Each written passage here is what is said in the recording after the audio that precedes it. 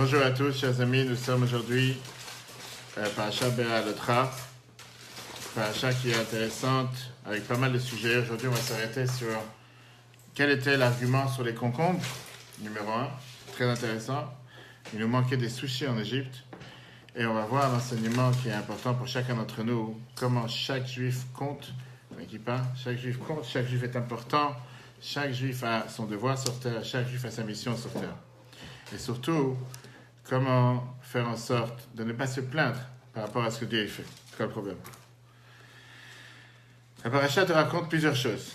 D'abord, elle nous parle des rôles des Lévi'im, le rôle que les Lévi'im avaient dans le temple. Après, on te parle sur Pesach Sheni, dans lequel le peuple juif est venu se plaindre et demander à Dieu comment ça se fait qu'on n'a pas fait le premier Pessah, pourquoi on sera différent des autres, on voudrait pouvoir faire le deuxième. Avec tous les messages importants, on a vu ça longuement dans le cours lundi, que parfois le peuple juif a le devoir de se plaindre et venir vers Dieu, demander à Dieu de pouvoir faire ce que Dieu il attend de nous. Et comme ça, Dieu nous donne une autre mitzvah, et c'est la même chose par rapport à la Géoula, la délivrance. Il ne faut pas avoir peur de demander à Dieu qu'il nous l'envoie, parce que Dieu parfois il attend qu'on lui demande ce qu'on a besoin. Et après ça, la Torah elle continue à parler dans la paracha avec les différents ordres, comment les campements du peuple juif étaient dans le désert. On a vu ça déjà longuement la semaine dernière, dans les 176 versets. Mais là, on va s'arrêter sur ce qui est la marque de fabrique, si on peut dire, du peuple juif, en tout cas à l'époque, commençait avec les histoires des râleurs. Plus on avance dans le désert, plus on voit ce groupe de râleurs qui n'arrêtent pas de se plaindre. Pour un oui ou pour un non. Se plaindre pour tout et pour rien. D'abord, on se plaint comme quoi on était trop de temps dans le désert. On a marre, on est fatigué. C'est quand tu prends des enfants pour aller en sortie, tu as fait à peine 10 minutes de route, quand est-ce qu'on arrive? Quand on vient de sortir. Attends qu'on arrive. Dieu s'énerve et le feu commence à ravager des gens dans le peuple juif. Moshe se plaint à Dieu et le feu s'arrête. Arrive encore une plainte, prochaine plainte. Et là, on voit que ce Erev Rav, ce groupe de faux convertis qui sont sortis d'Égypte avec le peuple juif, commence à se plaindre avec les fameux arguments qu'on n'a pas de viande. On voudrait avoir de la viande. On voudrait être végétarien. On n'a pas envie d'être végétarien. On voudrait avoir de la viande à manger. Entre parenthèses, c'est déjà un mensonge en soi. Pourquoi c'est un mensonge en soi? Parce que si tu regardes le texte dans la Rashi Be'alotra, le chapitre 11, verset 4, te dit Vechilo Yelaim Basar, est-ce qu'il n'avait pas de viande? Rashi te dit Ve'alokvar Ne'ema, c'est déjà écrit Vegam Erev Rav Alaytam. Il y avait ce groupe de faux convertis qui sont montés avec eux. Vetzanu Bakar. Menu bétail, gros bétail. Ah, tu vas me dire, ils sont arrivés déjà en Israël, ils avaient déjà tout mangé, ils n'ont plus d'animaux. C'est faux. Si tu te rappelles comment on est arrivé en Israël, il y avait 2 tribus ennemies qui n'ont pas voulu rentrer en Israël parce qu'ils ont dit qu'on a trop de bétail et on veut s'en occuper de l'autre côté du Jourdain. Donc dire qu'il n'y avait pas de viande, c'est un mensonge. Oublions, fermons la parenthèse. Seulement, on peut très bien dire que quand tu cherches des excuses, quand tu veux des problèmes, tu trouves toujours le problème. Tu trouves toujours de quoi te plaindre. Tu trouveras toujours de quoi dire qu'il y a quelque chose qui ne va pas. Ok, quel était leur argument? On en a marre de manger à chaque fois la même chose. On en a marre de manger tous les jours le même yaourt, les mêmes céréales, les mêmes ci, les mêmes ça. On voudrait un peu changer. Fameux argument. D'accord. Et il vient jusqu'à dire, c'est pas du manger ce qu'on mange. Ok, après on verra c'était quoi la manne. Quand tu commences à décortiquer leur argument, quel était leur problème? Qu'est-ce qui leur manquait exactement? Alors que dans la manne, il y avait tous les goûts sur terre.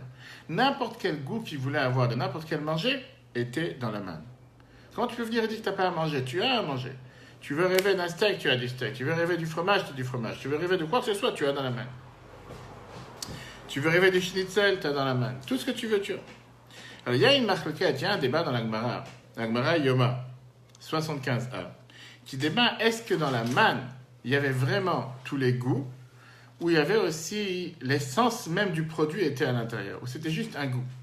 Quand je te dis, par exemple, une glace au goût de fraise, qui est fait en Chine, est-ce que la fraise a une fois touché cette glace, ou bien c'est un produit chimique qui est fait en sorte de ressembler à de la fraise, mais qu'entre la fraise et ça, il n'y a jamais eu aucun contact. Ça te donne le goût de la fraise, mais ça n'a pas de fraise. Donc la manne, ou bien il y a vraiment le goût de la fraise dans la glace. C'est exactement le débat qu'il y a dans la Gemara avec la manne. On verra après la différence, pourquoi et comment et qu'est-ce que ça nous regarde, et qu'est-ce qu'on en a à faire réellement aujourd'hui. D'accord? On va voir aujourd'hui qu'en vérité, les arguments qu'ils avaient, c'est des arguments qui sont d'abord fondés. Deuxièmement, la manne qu'ils ont reçue en Égypte, pendant le désert, c'était une manne qui était basée sur plusieurs choses. Tout d'abord, ça leur apprenait à avoir ce qu'on appelle la foi et la confiance en Dieu. Qui veut dire, clairement, la Torah, elle te dit, je te donne aujourd'hui pour aujourd'hui. Demain, tu dois venir chercher encore une fois. Aujourd'hui, tu ne sais pas ce que tu auras demain. Aujourd'hui, c'est pour aujourd'hui et demain, tu auras pour demain. Numéro 1. Numéro 2, c'est très bien la fameuse mitzvah que Dieu a donnée. Vendredi, d'aller chercher 2 portions. Parce que samedi, il n'y aura pas de portion. Shabbat, c'est le jour du repos, il n'y aura pas de portion. Il faut chercher aujourd'hui pour demain. Troisième point, ne laisse pas d'aujourd'hui pour demain. Parce que si tu vas laisser d'aujourd'hui pour demain, ça va pourrir. Donc, il y avait ici cette notion de t'apprendre à avoir confiance en Dieu. Savoir que quand je t'ai promis que tu vas avoir de quoi manger, tu ne sais pas d'où ça va tomber. Le pain va tomber du ciel, il va tomber du ciel. Mais respecte les critères que je t'ai donnés. Avant de rentrer dans tous ces détails, regardons d'abord le texte. Hein? C'est dur, mais c'était une des manières de leur apprendre que tu peux travailler dur, mais c'est Dieu ne t'envoie pas la bénédiction, pas forcément tu vas réussir. Regardons le premier texte. Le peuple juif se plaint de la manne et ses quelques goûts manquants. En réalité, si tu analyses, il leur manquait des sushis. Ça, c'est exactement ce qu'ils avaient. Les sushis, c'était quoi? Béalotra 11.1. Le peuple se mit à se plaindre. Les étrangers qui étaient parmi eux furent pris de convoitise. Et à leur tour, les enfants d'Israël se remirent à pleurer et dire: qui nous donnera de la viande à manger? Ou on se souvient du poisson, écoute bien les arguments, on se souvient du poisson que nous mangions gratuitement en Égypte, des concombres, les melons, les poireaux, des oignons et de l'ail. Voilà ce qui te manque dans le menu, monsieur. C'est-à-dire que tu n'as rien à manger, et la seule chose que tu t'inquiètes, c'est qu'il te manque les concombres, les melons, les poireaux, l'oignon et l'ail. Et bien sûr, les poissons gratuits. En deux mots, des sushis tout court. Peut-être il manquait les avocats ou les algues, les sushis tout court.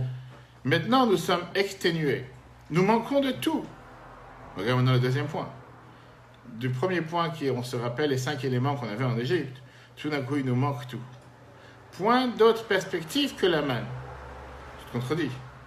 Tu dis que tu n'as rien à manger, alors que tu as la manne, il y a tout ce qu'il faut à l'intérieur. Après, tu te rappelles du poisson gratuit. C'est en deux mots, quand je commence à analyser ton argument, tu ne sais pas de quoi tu parles. C'est quoi ton problème exactement? Tu dois payer le poisson aujourd'hui? À l'époque, il était gratuit. Disons que c'est ça ton problème. Qu'est-ce que tu pensionnes après les 5 autres éléments? Le poisson gratuit, c'est une chose. Disons que tu n'es pas content du fait qu'en Égypte, soi-disant, tout de suite voir, tu avais du poisson gratuit. Maintenant, tu n'en as pas. Ok. Après, qu'est-ce que tu me dis? Je me rappelle les 5 choses que je mangeais en Égypte, dans les concombres, etc., que là, je n'ai pas dans la main. Donc, quel est ton problème? Il n'y a rien d'autre à manger dans la maison? Qu'est-ce qu'il y a? Il y a de la viande, il y a du poisson, il y a des salades, mais tu veux juste le sushi que tu n'as pas. Tu auras demain un sushi. C'est pas la fin du monde. Et troisièmement, tu fais croire comme s'il n'y a rien à manger. Quand tu dis la phrase qui te dit « nous manquons de tout », tu ne sais pas de quoi tu parles. « Nous manquons de tout », ça veut dire que tu n'as rien à manger. Là, ça part que tu te manques des concombres. Si tu ne peux pas vivre sans concombres, c'est la fin du monde. Et après, tu dis « on n'a pas de perspective que la main ». Vient Rashi, commentateur du Chumash, il travaille une en te disant « qu'est-ce que ça veut dire « Asher nochal b'mitzrayim chinam » qu'on va manger en Égypte gratuitement. Rachid te dit comme ça en français. Se peut-il que les Égyptiens leur aient donné du poisson gratuitement? De quoi tu parles? On parle d'un peuple qui a servi en Égypte 210 ans d'esclavage, donc 86 ans de travaux forcés, et tout d'un coup ils vont te faire des sushis et des grillades tous les jours. De quoi tu parles? Il est pourtant écrit, et la paille ne vous sera pas donnée. La paille pour faire les briques, ils ne vont pas leur donner, mais ils vont leur donner des sushis. S'il ne leur donnait pas gratuitement de la paille, Rachid te demande, leur aurait-il donné du poisson pour rien? Alors, c'est quoi ce truc que tu es en train de me dire? On se rappelle le poisson gratuit qu'on a mangé en Égypte. Que veut dire alors le mot gratuitement? Rachid te lance ici la bombe, gratuit de l'accomplissement des mitzvot. Qui veut dire, en Égypte, on pouvait faire ce qu'on voulait, sans contrainte, sans devoir, sans obligation. On profitait du système, et laisse-moi vivre. Tout d'un coup, on a reçu la Torah. On arrive maintenant dans le désert, et là, tout d'un coup, tu commences à me dire, fais ci, fais ça, mange comme ça, va pas chercher la manne Shabbat, va pas chercher chaque jour, laisse pas pour le lendemain. Qu'est-ce que tu commences à me donner des ordres? Laisse-moi vivre. Ça, c'est ce qui les dérange. Ça, c'est le point numéro 1. Maintenant, arrêtons-nous sur les concombres, puisqu'au final, c'est ici le premier point qu'il vient de mentionner. Qu'est-ce qui les dérangeait avec les concombres? Rabbi Shimon bar Yochai enseigna, pourquoi la manne prenait-elle tous les goûts à l'exception de ceux-là, des 5 qu'on a mentionnés tout à l'heure? Les concombres, les melons, poireaux, oignons et l'ail, mais arrêtons sur les concombres. Parce qu'ils sont malsains pour les nourrices, les femmes qui allaitent. On dit à la femme, ne mange pas d'ail ni d'oignon pour l'enfant. Ouais. Cela ressemble à un roi. Comme enseigné dans les Sifri, concombres, ce sont les concombres en français médiéval. Ça, c'est ce qui est écrit dans Rashi. Analysons aujourd'hui qu'est-ce qui se passe avec nos chers concombres. Est-ce qu'aujourd'hui les concombres font du mal à des femmes qui allaitent? D'un côté, c'est difficile à savoir, puisqu'il y a beaucoup, beaucoup de témoignages. Pourquoi on te dit que oui, effectivement, on déconseille à une femme qui allait de manger des concombres parce que ça peut amener des coliques pour un enfant. On mange sans différence. De l'autre côté, il y en a qui te disent qu'au contraire, tout ce qui est écrit dans ces termes-là, ça fait partie de toute cette panoplie de médicaments ou de médecine ou de dangers qui étaient amenés dans la Gemara et dans Maïmonide, qui sont plus adaptés pour nos jours aujourd'hui, parce que les natures, ils ont changé. Pas forcément que le concombre que nous avons aujourd'hui, c'est exactement le même concombre qu'il y avait à l'époque. D'accord? Et Rabbi t'explique comment ça ne contredit pas l'éternité de la Torah, puisque quand la Torah te donne un système et un moyen de pouvoir être en bonne santé, même si ça ne s'applique pas matériellement parlant, ça peut s'appliquer spirituellement. Donc voilà où on en tient pour l'instant avec l'argument numéro 1 du peuple juif, qui est, on se rappelle qu'on a eu des pains gratuits, on se rappelle qu'on n'a pas ici de concombre, du melon, etc., et on n'a rien à manger. Et à la fin, il continue à te dire pas seulement qu'on n'a rien à manger, il vient et il te dit pas seulement qu'on n'a pas à manger, mais le problème principal qui les dérange, c'est le fait que la manne, il n'y a que la manne à manger. Et moi, je te dis, tu as tout. Dans la manne, tu as tout. Pour comprendre le problème de Rashi, regardons d'abord ce que Ramban Nachmani nous dit. Rabbi Moshe ben Nachman de Giron, qui est né en 1194, décédé en Israël en 1270, un des plus grands maîtres du peuple juif. Nachmani te dit la chose suivante. Regarde le texte.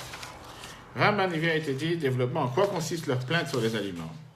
Nachmani te dit, selon le sens littéral, la raison de la gratuité en Égypte est la suivante. Et on sait très bien qu'à chaque fois que tu as un débat entre Rashi et Ramban, un il est à l'opposé de l'autre. Lui, il te dit non. Quand ils ont dit qu'on se rappelle qu'on mangeait des poissons gratuits, c'est vrai, ils avaient des poissons gratuits. Comment? Les pêcheurs égyptiens embauchaient les Hébreux et leur donnaient des poissons de la pêche, comme l'habitude des pêcheurs. De même, les concombres, melons, poireaux, oignons et l'ail poussaient à profusion en Égypte, étant comme un jardin potager. Lorsque les Hébreux travaillaient au potager, ils y consommaient ces légumes, sans différence. Donc il n'y a pas vraiment de problème à croire qu'effectivement ils avaient des poissons gratuits. Tout d'un coup, dans le désert, on n'a plus ces poissons gratuits. On demande après Ramban l'analyse de quel était leur argument, qu'est-ce qui les dérangeait réellement. C'était un seul problème.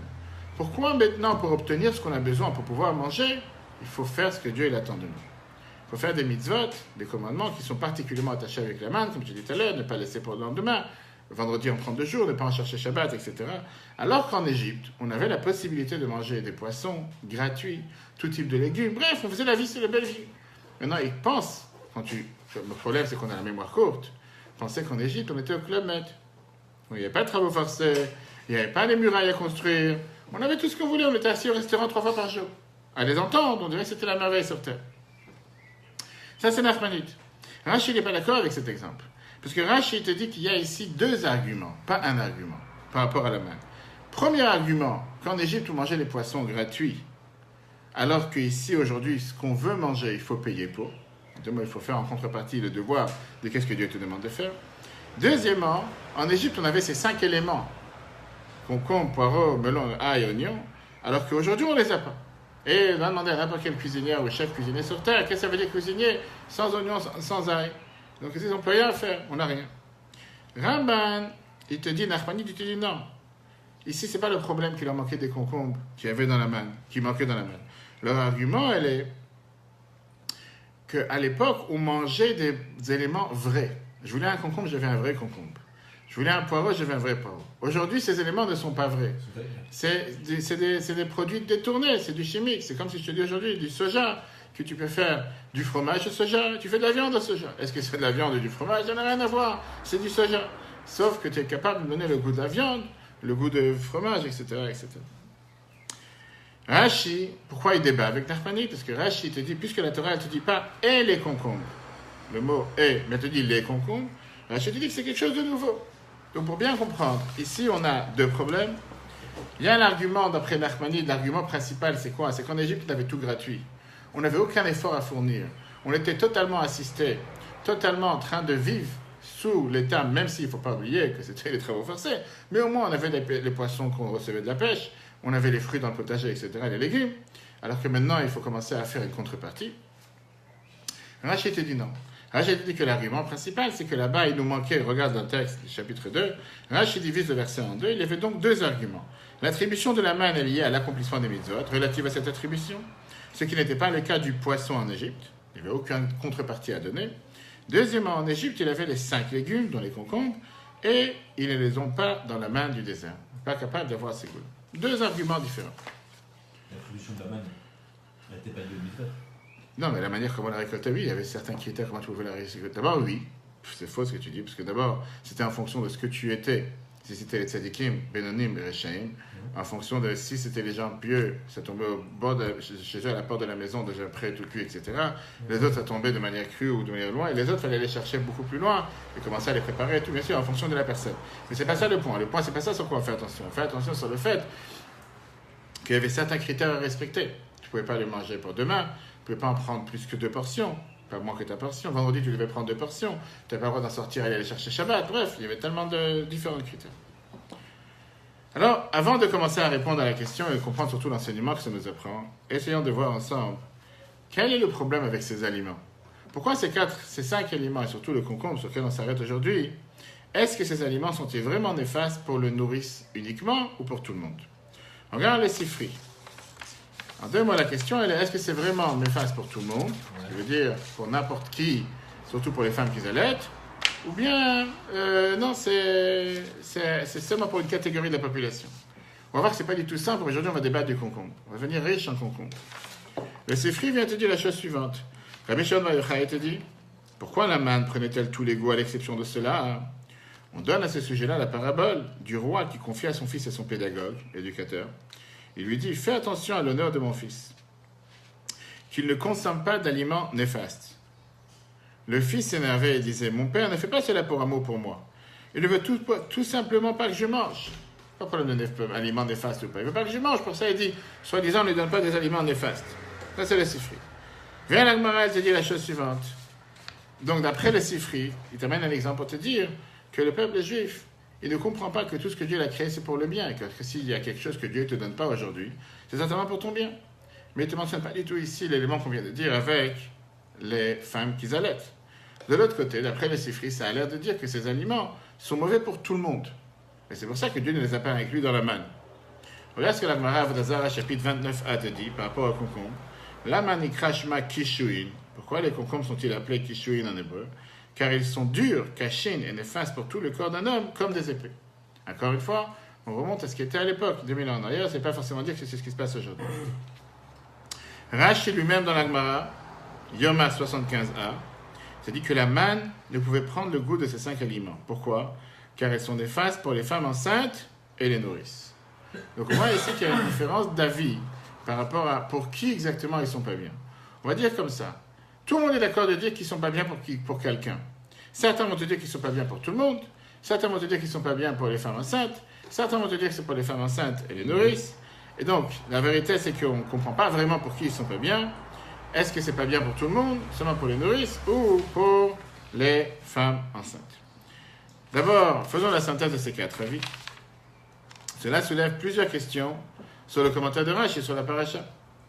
Premièrement, d'où Rashi déduit-il que l'intention de Rabbi Shimon est de dire que ces aliments sont néfastes uniquement pour les nourrices, contrairement au sens simple de la parabole et du Talmud qui sont néfastes pour tous? A priori, la question qui te vient à l'idée, si les nourrices ou les femmes enceintes, c'est un problème pour eux, pourquoi l'empêcher de toute la population? T'as qu'à le donner à toute la population. Et Dieu il verra lui-même quoi faire si c'est une femme enceinte qui le prend. Ouais. Parce que de toute façon, c'est du pain qui tombe du ciel, on va dire du pain magique. Il peut très bien faire en sorte, ça ne va pas la toucher. B. Pourquoi Rashi sur le Chumash omet-il de préciser la nuisance pour les femmes enceintes? Il parle que des nourrices. Et troisièmement, pourquoi Rashi cite-t-il, contrairement à son habitude, le nom de l'auteur Rabbi Shimon? Tout ça pour dire que quoi? Ce qui est le plus, c'est de ne pas avoir l'élément. Alors, on va tout de suite voir. Une fois qu'on a ouvert et fermé cette parenthèse, on va voir comme quoi la Gemara te ramène aussi quelques aliments qui guérissent une personne d'une maladie et une liste noire d'aliments que ça fait tomber quelqu'un malade et parmi eux, encore une fois, les concombres. Il faut savoir qu'est-ce que c'était à l'époque. Peut-être qu'il y avait les concombres, il n'y avait pas encore les cornichons dans les pots de conserve qui pouvaient faire en sorte que les gens pouvaient se protéger ou manger les concombres doux, polonais. Il faut savoir tous les goûts qui existent aujourd'hui. Deuxièmement, le débat qu'on a pour comprendre qu'est-ce qu'ils avaient comme goût, comme on l'a dit tout à l'heure. Rashi te dit dans la Gemara que les concombres et les melons, par exemple, Rabbi Amir, Rabbi Assi, ils te disent, il y avait tous les goûts dans la manne. Alors que les goûts de ces 5 éléments, il n'y avait pas. Et l'autre, il te dit qu'en réalité, il y avait même les goûts de ces 5 aliments dans la manne, mais il n'y avait pas, l'aliment lui-même n'était pas là. Comme je t'ai dit tout à l'heure, avec la fraise chimique et la fraise naturelle. Et c'est ça que Rashi te dit, pourquoi il y avait seulement le goût, mais pas le produit lui-même. Parce qu'on va dire que les femmes enceintes et nourrices sont allergiques aux concombres, et c'est pour ça qu'il y avait seulement le goût, mais il n'y avait pas l'essence du problème. Ok. Il y avait le kiff du concombre sans avoir. Si tu veux. Mais tout ça, c'est une parenthèse qu'on a déviée, qui ne répond pas au sujet principal. Et le sujet principal qui dérange, c'est est-ce que parce que tu as combien de femmes nourrices tu as dans un peuple? Tu vas savoir, tu avais 3 millions de personnes, on va dire 100 000, je ne sais pas combien. Est-ce que pour autant c'est ça l'argument principal que tu viens en te plaignant à Dieu en disant qu'on n'a pas de quoi manger? On se rappelle les concombres, il n'y a que les concombres qui te dérangent. Je dis pourquoi? Parce que les nourrices ne peuvent pas en manger. D'abord, tu n'es pas une nourrice, tu es un homme, de quoi tu parles? Alors, pourquoi tu viens pleurer? Et ça, c'est la question qui dérange. La question qui dérange, c'est que ici, quel est ton problème? Quel est le problème de ceux qui sont venus se plaindre? Qu'est-ce qui les dérange? La question est la suivante. Puisque ici, c'est de leur venir se plaindre sur un manque qu'on a aujourd'hui par rapport à un bonheur qu'on avait avant. Si c'est un produit néfaste, tu ne devrais pas te plaindre, tu devrais remercier. Je veux dire, avant, c'était un produit néfaste qu'on n'aurait pas dû en manger. Maintenant, Dieu nous protège et il ne nous donne pas ce produit néfaste. Donc, qu'est-ce que tu te plains? Sois content que maintenant, ce produit, il n'est pas là pour te faire du mal. Un enfant, malheureusement, qui a une allergie au gluten, aux amandes, aux noix, peu importe, et que tu lui mets le produit devant lui, il peut attraper une allergie. Quand tu lui enlèves le produit, il est content. Il ne va pas tomber malade, il ne va rien lui arriver, il n'y a rien de mal qui va se passer. Il ne va pas se plaindre. Comment ça se fait que tu ne m'as pas donné ce produit? Au contraire, je te protège. Grâce à ça que tu n'as pas ce produit, tu ne vas pas tomber malade. Pareil ici, si c'est un produit néfaste, avant tu l'avais, maintenant tu ne l'as pas. Sois content, qu'est-ce que tu te plains aujourd'hui? Tu te plains de quoi? Que tu n'as pas un produit qui peut te faire du mal? Dis merci que le produit n'existe pas. Maintenant, si tu me dis que c'est un produit qui est mal pour tout le monde, qui cause du tort à tout le monde, à ce moment-là, il n'y a pas d'argument à avoir. Quel est ton problème? Maintenant, si, au contraire, ils auraient dû remercier le bon Dieu, comme je viens de te dire, sur la bonté que Dieu a fait avec eux, que maintenant, ils ne vont pas être touchés. Et d'ailleurs, Moshe aurait dû leur dire, c'est quoi ton problème? Quel est votre argument? Et là, on voit que Moshe ne répond pas du tout à leur argument. Moshe ne répond pas à leur plainte. C'est pour ça que Rashi est obligé de te dire qu'ici, le problème ne dérangeait pas tout le monde. Ça dérangeait seulement les nourrices. Mais pour tout le monde, c'était quelque chose de bien. Et là, on comprend leur argument. Pourquoi Dieu qui est tout-puissant, pourquoi il enlève 5 aliments de tout le monde, alors que ça concerne seulement les nourrices? Prenons aujourd'hui les bouteilles de vin. Sur chaque bouteille de vin, tu as le logo femme enceinte avec une barre. C'est mauvais pour les femmes enceintes.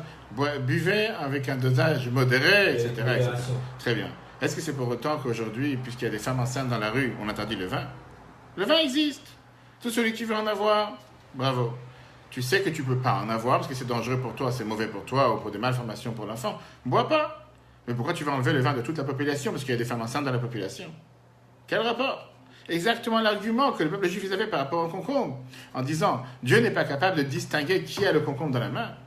Il peut très bien savoir si c'est un être humain qui le mange ou une femme qui n'est pas enceinte ou qui n'allaite pas, ça ne peut pas faire du mal.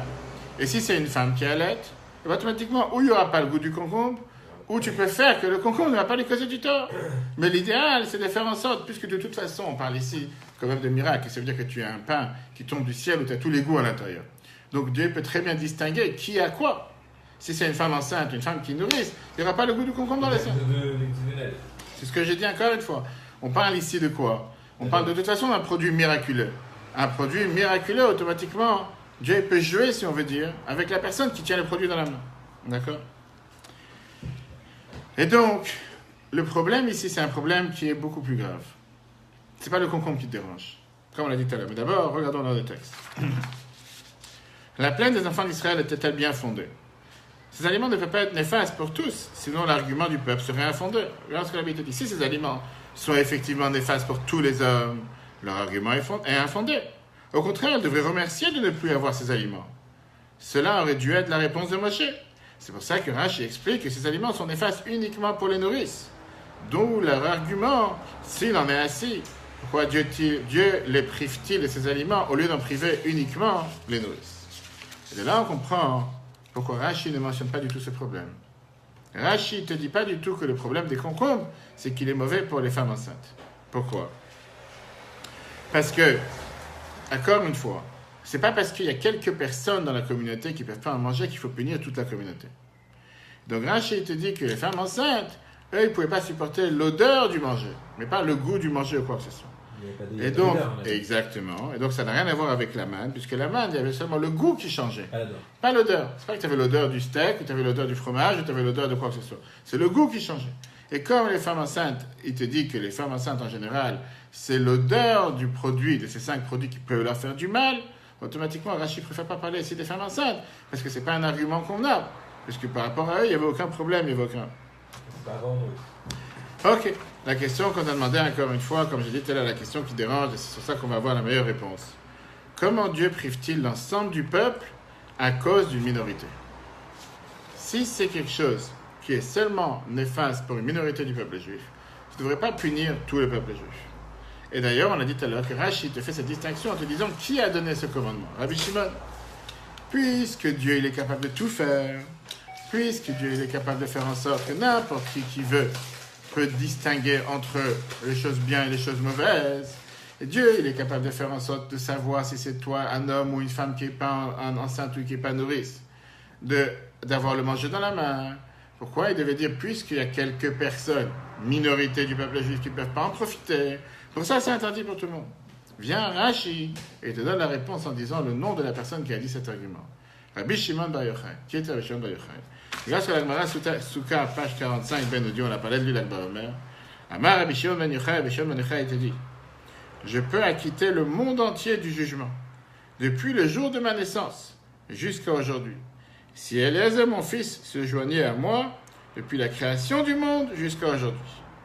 Si Yotam Ben Uziyahu se joignait à moi, depuis la création du monde jusqu'à sa fin. Rabbi Shimon Bar Yochai te dit, tu apprends ici comme quoi tout le peuple juif, de toutes les générations, nous sommes une identité, une entité. Automatiquement, chaque action de chaque individu a un impact sur toute la communauté, sur tout le peuple juif. Et pareil le contraire. Quand il y a quelque chose qui peut faire du mal à une minorité du peuple juif, il vaut mieux l'enlever de la majorité du peuple juif, pour qu'il n'y ait pas une crainte ou crainte que ce petit ou ce peu de mal pourra avoir un impact sur une minorité. Quand tu es dans une maison où il y a 2 parents et il y a 5 enfants, ou 4 enfants, et il y a un produit qui est néfaste pour un enfant, les parents, en général, ils vont tout faire pour faire en sorte qu'aucun enfant va y toucher. Pas longtemps, on avait Shavuot, on avait les gâteaux au fromage, le trabad. Il y avait une famille dans laquelle un enfant ne peut pas manger des produits laitiers. Et donc toute la famille s'est mise à l'écart. Moi, j'ai demandé pourquoi. Ils m'ont dit parce que lui, il ne faut pas, surtout pas qu'il touche des produits laitiers. Et donc la famille, elle se protège, pas parce qu'eux, ils ont du mal avec ça. Eux, ils peuvent. Mais comme il y a un enfant qui a un problème, toute la famille se met en protection.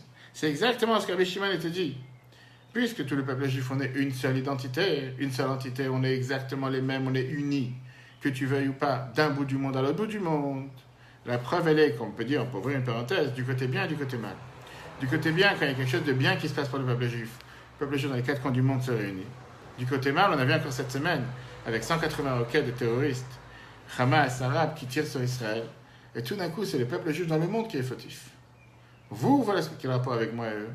Quel rapport avec, parce que moi j'habite en France, ou un qui habite en Argentine, ou un qui habite à New York, ou un qui habite dans le monde entier. Quel rapport avec ce juif et le fait qu'il s'est passé quelque chose en Israël? Que tout d'un coup, le monde se dit, vous êtes une seule chose. Et d'ailleurs, la Gemara te dit que c'est la raison pour laquelle Dieu dit à Tem Kruim Adam, vous êtes appelés Adam et pas le reste du monde. Parce que cet argument, ça a toujours existé. Cet argument a toujours existé du fait que le peuple juif, partout où il se trouve, on est une entité. Pour le bien comme pour le mal. Viens Rabbi Shimon Bar Yochai te dit, c'est là la raison, comme le Rif nous explique sur Ben Yaakov, pourquoi Dieu il a enlevé ces goûts de concombre, etc. pour les femmes enceintes. Regarde dans le texte d'abord. Rajbi, deuxième paragraphe. Rabbi Shimon considère tout le peuple juif dans toutes les générations comme une seule entité, à proprement parler. De ce fait, l'action de chaque individu du peuple juif concerne tout son ensemble. De même, Rabbi Shimon pense à l'opposé, que lorsque quelque chose pourrait nuire à une minorité, il faut priver la majorité aussi, afin qu'il n'y ait pas de l'ombre d'un risque que cette nuisance parvienne à la minorité. Bien, le Rif se règne à Yaakov et te dit, dans Yoma 75, si les nourrices apprennent l'existence de ce goût chez d'autres personnes, elle risquerait d'en vouloir également. Et on sait très bien qu'une femme enceinte qui sent du manger, elle doit en manger à tel point que si les jours de Kippour, elle sent du manger, la Torah nous dit qu'on doit lui donner à manger parce que sinon, c'est un danger de vie pour elle. Personne ne pourra les en empêcher physiquement, car nul ne sait le désir de leur cœur au moment de la consommation de la manne. Pour éviter ce problème, pourquoi on retira cela de tout le peuple juif?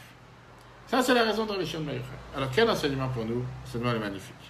L'effort à fournir, même pour un nourrisson minoritaire. Cela nous enseigne à quel point il faut s'efforcer pour le bienfait d'un individu. De surcroît, lorsqu'il s'agit d'un nourrisson du peuple juif, il faut s'efforcer jusqu'à faire don de soi pour le bien-être spirituel des petits garçons et des petites filles juives, s'associer d'eux en particulier afin que chaque enfant reçoive une éducation juive qui aura une influence sur lui, même lorsqu'il veillera. Je veux dire encore une fois, on ne parle pas ici des concombres matériels, on parle surtout de l'enseignement spirituel que la Torah veut nous montrer. Le fait que tu as une minorité du peuple juif qui peut subir ou avoir des problèmes avec ses concombres, Dieu fait en sorte qu'on les enlève pour tout le peuple juif. L'enseignement, il est combien chacun de nous doit se soucier de chaque juif sans différence. Que ce soit dans les fins fonds d'enseignement, que ce soit un juif qui est totalement pour l'instant athée, que ce soit quelqu'un qui est totalement pour l'instant pas au courant de son judaïsme, de ses traditions, lui amener la lumière de la Torah et les méthodes, même si c'est une seule personne. Même si c'est quelqu'un qui fait partie d'aucune communauté, de nulle part. Ça, c'est la force du Betrabat Seneman. On va chercher les Juifs dans les coins et les recoins en Seneman qui sont des fois isolés à 100 km, 150 km. Tu dis, mais qu'est-ce que tu perds avec un Juif pareil? Des fois, les gens ils t'appellent en te disant, quelle est votre communauté? Shabbat. Combien de gens font Shabbat? Ça s'appelle un Juif. Un Juif, c'est un Juif tout court. Parce qu'il est né du meilleur Juif et se convertit comme la halakha. Notre devoir, c'est de se soucier pour chacun, à tel point que Dieu il est capable d'enlever un produit qui est dans le désert, parce qu'il y a une minorité qui peut en profiter. Apprenons de ça la valeur, comment valoriser chaque personne. Le cours sera en replay sur l'application eTorah, E-T-R-E-H, et sur Google et Apple. Et si Dieu veut, la semaine prochaine, on vient de voir le cours de lundi, c'est un cours merveilleux sur Pesach Sheni, la possibilité de toujours rattraper, toujours réparer. Et si Dieu veut, que Dieu fasse, qu'on puisse toujours avoir tous ces enseignements merveilleux pour nous et pour tous les peuples juifs, et entendre de bonnes nouvelles de tous nos frères et sœurs partout où ils se trouvent. Que Dieu vous bénisse, et à la semaine prochaine.